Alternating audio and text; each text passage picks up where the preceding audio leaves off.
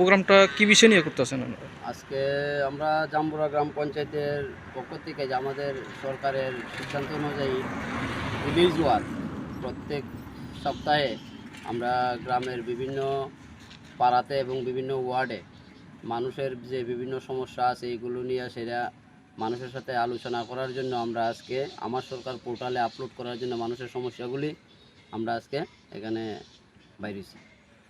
কোন ইয়েতে করতেছেন আপনারা? এটা কোন পঞ্চায়েতের নাম? জাম্বুরা গ্রাম পঞ্চায়েত। এটা কি সব মানে সব পঞ্চায়েতেই হয়, প্রতি সপ্তাহে হয় একদিন। তো আমরাও এই হিসেবে আজকে জাম্বুরা গ্রাম পঞ্চায়েত থেকে আমরা বাইরেছি।